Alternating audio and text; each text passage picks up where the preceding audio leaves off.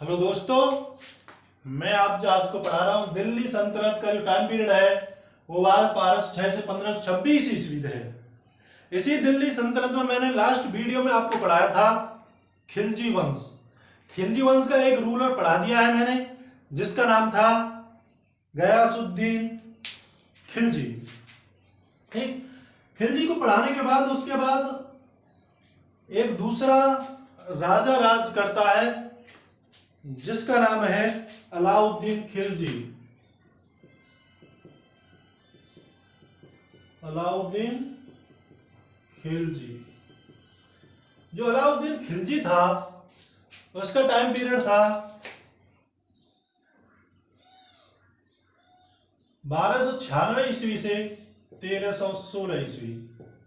ठीक, अगर दोस्तों आपको कोई भी प्रॉब्लम हो, कैसी भी जीएस संबंधित, सामान्य विज्ञान संबंधित या सामान्य स्टडीज संबंधित, तो मेरे मोबाइल नंबर 8006540584 पर जरूर संपर्क करें। मेरा व्हाट्सएप नंबर भी यही है। ठीक, अब अलाउद्दीन खिलजी ने गद्दी पर बैठने के बाद एक नया रूल चला दिया। रूल क्या था? रूल था कि जो अपनी सेना है उसके लिए नगद वेतन का प्रावधान किया कि मैं भाई अपनी सेना को नगद वेतन दूंगा। इसका नगद वेतन और स्थायी सेना। स्थायी सेना को रखने वाला कौन था? अलाउद्दीन खिलजी था। और नगद वेतन भी देना इसी ने स्टार्ट किया था। किसको? अपने सैनिकों को। लेकिन इसके कवि के बारे में आपको बता देता हूं। इसका कवि बहुत ज्यादा इंपोर्टेंट है, अमीर खुसरो। अमीर खुसरो,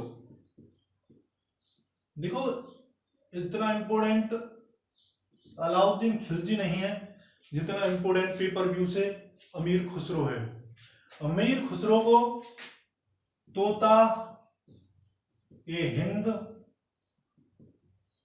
या तूतीय हिंद भी कहा जाता है। इसने आविष्कार किया था सितार प्लस तबला। सितार और तबला का आविष्कार किसने किया था? अमीर खुसरो ने ही किया था। ठीक, देखो अमीर खुसरो जो सबसे पहला राजा था बलबन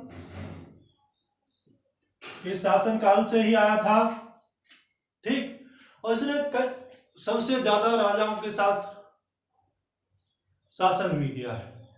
यदि आपको पता हो कितने राजाओं के साथ शासन किया तो आप मुझे कमेंट में बता सकते हैं कि इसने कितने राजाओं के साथ शासन किया है। ठीक, कमेंट में जरूर बताइएगा। ठीक बताते हो, अच्छा बताते हो। ठीक, और इसके जो गुरु थे, इसके गुरु थे हजरत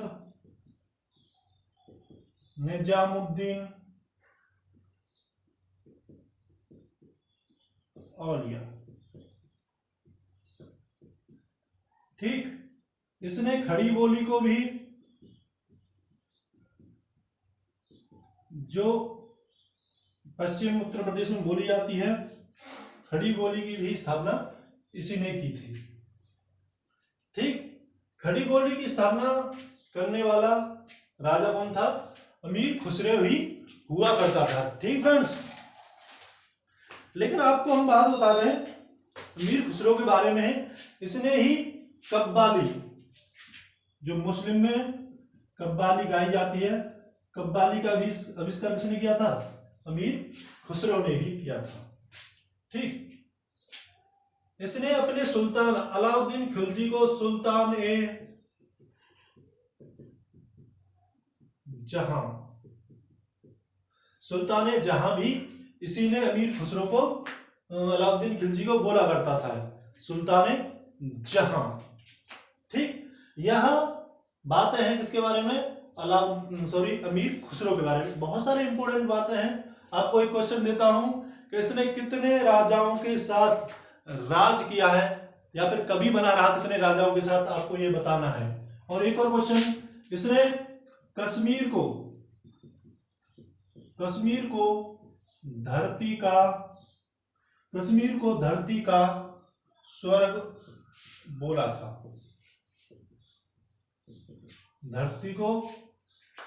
कश्मीर को धरती का या पृथ्वी का स्वर्ग भी इसी ने ही बोला था। यह बात हुई अलाउद्दीन खिलजी के बारे में। ठीक, लेकिन आपको बता दें जो अलाउद्दीन खिलजी का प्रथम आक्रमण था, अलाउद्दीन खिलजी का जो प्रथम आक्रमण था वह क्या था? अलाउद्दीन खिलजी का जो प्रथम आक्रमण था वह क्या था? देखो 1298 ईस्वी में 1298 ईस्वी में सबसे प्रथम आक्रमण इसने गुजरात पर किया था। गुजरात पर किया था। ठीक, गुजरात पर आक्रमण किया था इसने सबसे पहले। गुजरात पर आक्रमण करने के बाद इसे वहां पर एक योद्धा मिलता है जिसका नाम था मलिक काफूर।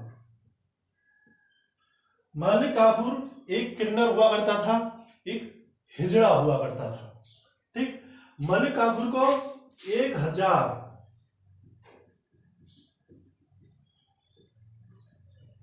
1000 दिनार में खरीदा गया था, इसलिए इसे 1000 दिनारी भी बोल देते हैं।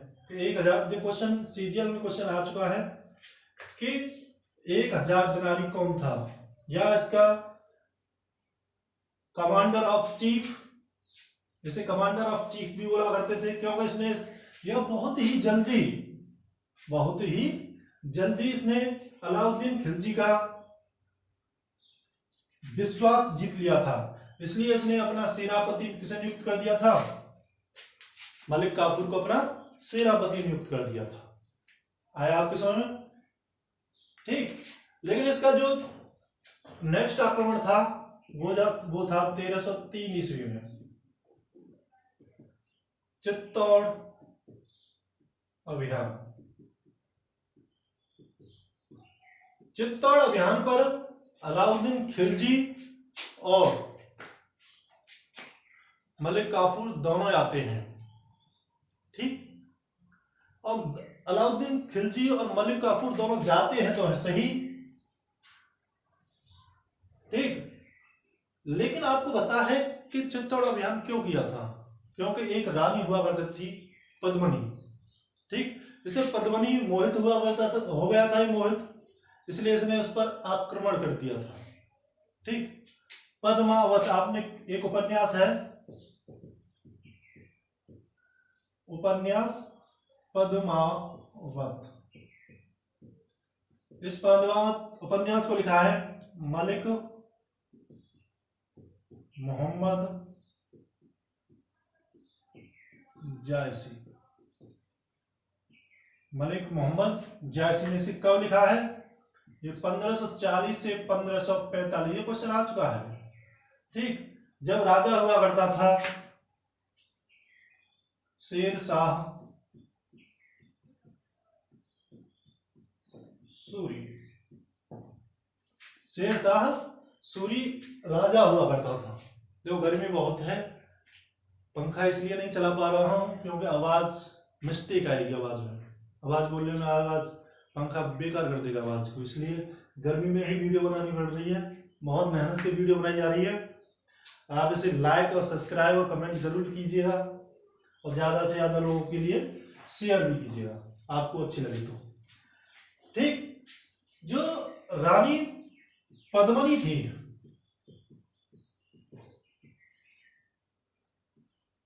उसके राजा हुआ करते थे राजा रतन सिंह। कौन?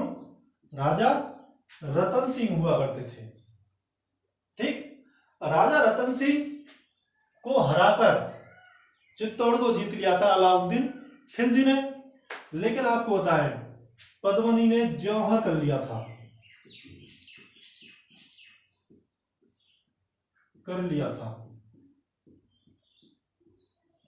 जौहर कहा था, देखो, सामूहिक रूप से जो महिला हुआ करती थी, उन्होंने आग में कूदकर आत्मदाह कर लिया था अलाउद्दीन खिलजी से बचने के लिए। इसे हम जौहर बोलते थे। भारत में जौहर यहीं से स्टार्ट होता है। ठीक, इसके बाद देखो, बहुत इंपॉर्टेंट है ये पेपर क्यू से। ठीक, इसके बाद 1306 ईस्वी में, इसके बाद 1306 ईस्वी में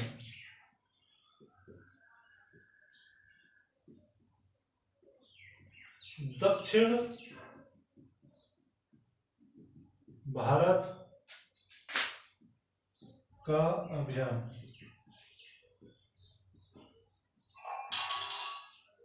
दक्षिण भारत पर सबसे पहले दक्षिण भारत पर आक्रमण करने वाला कौन हुआ करता था? अलाउद्दीन खिलजी। इसने अपने ही सेनापति मलिक काफूर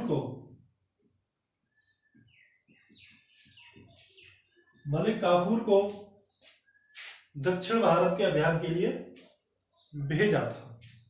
ठीक, दक्षिण भारत में तेलंगाना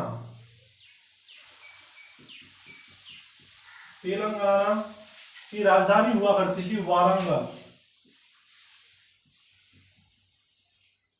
वारंगल पर आक्रमण करता है और यहीं पर एक राज वंश चला करता था,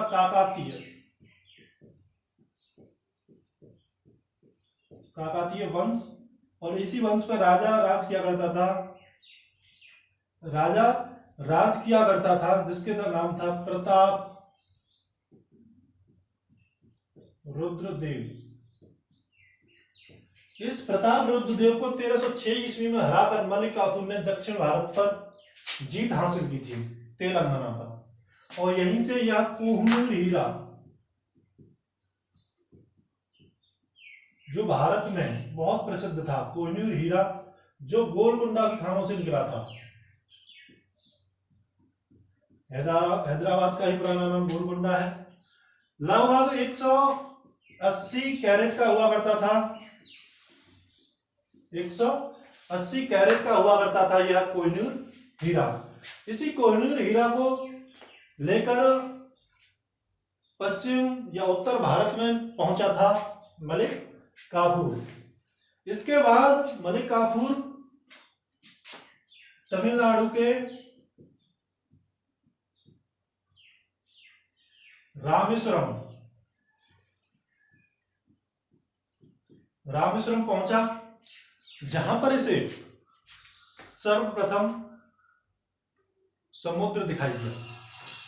और जब इसे समुद्र दिखाई दिया तो इसने सोचा कि मैं तो विश्व विजेता हो गया, यहां तो पानी ही पानी है, दूर दराज तक कुछ दिखाई नहीं दे रहा है।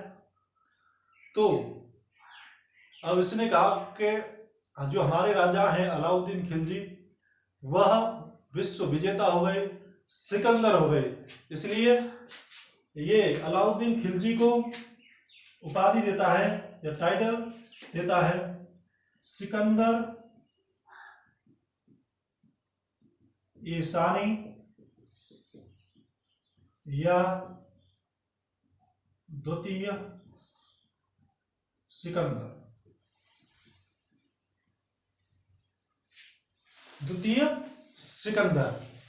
इस प्रकार से देखो, दक्षिण भारत को कश्मीर से दक्षिण भारत तक इसका ही राज हुआ करता था। ठीक, एकमात्र राजा था जिसने दक्षिण भारत से पूरा का पूरा राज इसने ले लिया था। ठीक, इसके बाद इसने सब कुछ जीतने के बाद असली गिरगिट की तरह रंग बदला इसने, क्योंकि यहां पर तो इसने अच्छी तरह से युद्ध किए, जीते, ले गए हैं। अब ये अपना असली चेहरा दिखाना चाहता था सब लोगों को, इसलिए इसने कई प्रकार के टैक्स लगाए, जैसे जजिया कर, जकात कर, कृषि पर कर, आवास पर कर, सिंचाई पर कर। इसने कई प्रकार के टैक्स लगा दिए।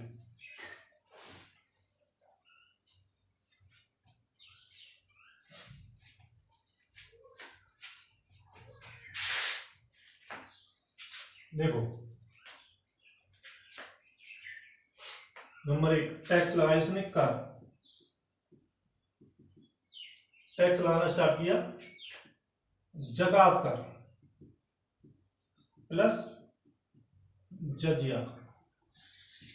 आपको बता दें, आपको पता होगा जजिया कर क्या होता है, जो गैर मुस्लिम से लिया जाता है, अपनी प्रॉपर्टी का मतलब 2/3 हम दे देते हैं, लेकिन ये हिंदुओं में नहीं लिया जाता है, विधवा, ब्राह्मण और विकलांगों से। और जकात कर केवल मुस्लिम से लिया जाता है 1/40%। ठीक, इसने हम जब और कर लगाए, जैसे अन्य कर और लगाए, जैसे कृषि पर, सिंचाई, चराई,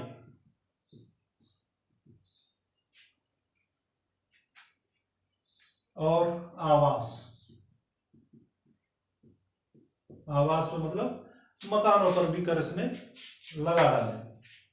ठीक, यहां इतने टैक्स लगा दिए इसने। अब जनता तो इससे परेशान हो ही जाएगी, जब इतने टैक्स लगाएगा तो जनता ही तो इससे परेशान हो ही जाएगी। ठीक है, लेकिन आपको बता दें, इसने कुछ स्मारक भी बनवाए थे, जैसे अलाई मीनार, अलाई मीनार भी बनवाई थी इसने, और अलाई दरवाजा,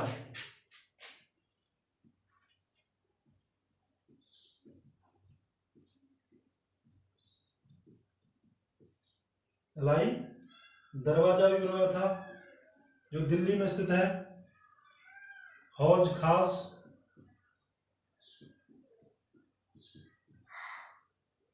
और नंबर 4 सीरी का किला।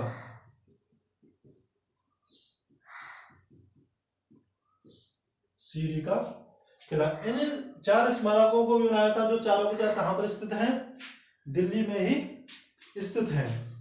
ठीक, देखो इसमें बाजार नियंत्रण प्रणाली, बाजार नियंत्रण प्रणाली चलाई थी, जिसने कन्फर्म कर दिया था कि जो मेरा बाजार का मूल्य है वो मैं निर्धारित करूंगा, उसकी कॉस्ट मैं निर्धारित करूंगा, चाहे वो 5 रुपए चाहे 10 रुपए। तुम उससे ज्यादा में नहीं बेच सकते हो, उससे कम में देना चाहो दे सकते हो, लेकिन उससे ज्यादा में नहीं बेच सकते हो। ठीक है, यदि आदमी कोई भी कम तोला उसने किसी ने, तो जैसे 100 ग्राम कम तोला, उसका 100 ग्राम ही मांस निकाल लिया करता था। इसकी ये क्या थी, बाजार नियंत्रण प्रणाली हुआ करती थी। इसने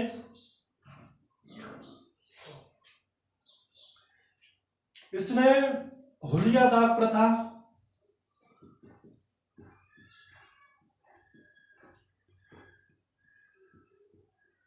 हुलिया दाग प्रथा चलाई थी इसने।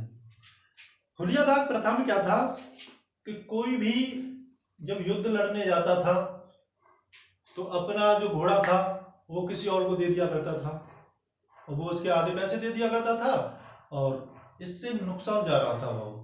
फिर इसने घोड़ों पर और लोगों पर मुहर लगाई, जिससे पता चलता था कौन युद्ध करके आया है, कौन युद्ध नहीं करके आया है।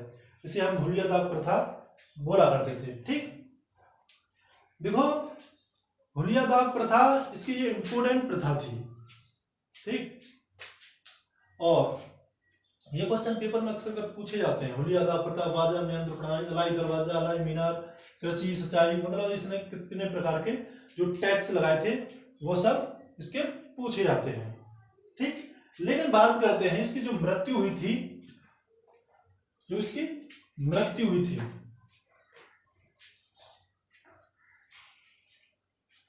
1316 ईस्वी में इसकी मृत्यु हो गई थी, और इसकी मृत्यु होने के उपरांत से कुतुब मीनार परिसर में ही इसका मकबरा स्थित है। 1316 ईस्वी में मृत्यु, और इसका जो मकबरा है मकबरा स्थित है कुतुब मीनार परिसर में। ठीक, इसकी मृत्यु होने के बाद गद्दी पर बैठता है 1316 ईस्वी से 1320 ईस्वी तक मुबारक खिलजी।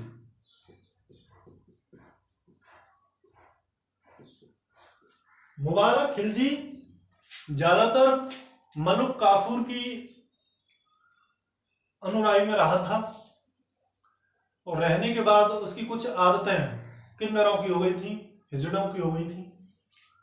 ठीक, इसलिए मलिक काफूर अपनी सभा में कभी कभी स्त्रियों के कपड़े पहन के चला जाता था, नग्न अवस्था में भी चला जाता था। और सबसे इंपॉर्टेंट बात कि इसने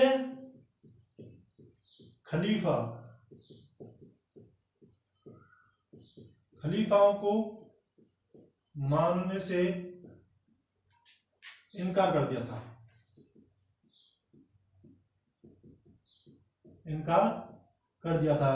खलीफा हुआ करते थे जो मुस्लिम धर्म का प्रचार करते हैं।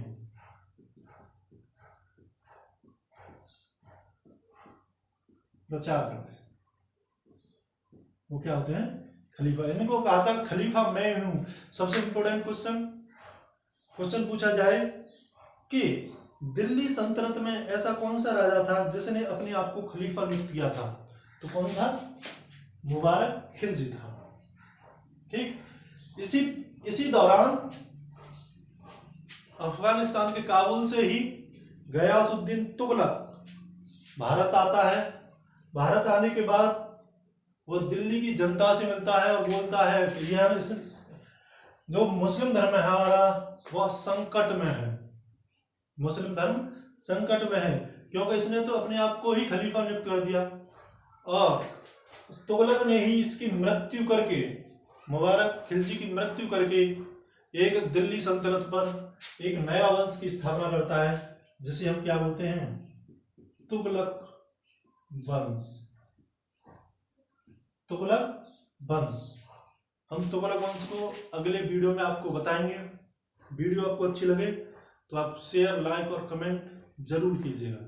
और आपको कोई भी प्रॉब्लम होती है तो मेरा नंबर है ये, इस नंबर पे आप मुझे कांटेक्ट करिए या मेरा व्हाट्सएप नंबर है, व्हाट्सएप नंबर पर भेजिए। आपको कोई भी प्रॉब्लम आती है दिल्ली सल्तनत से, इस जो मैंने पढ़ाया इससे कोई प्रॉब्लम आती है आपको तो आप जरूर बताइए। Thank you.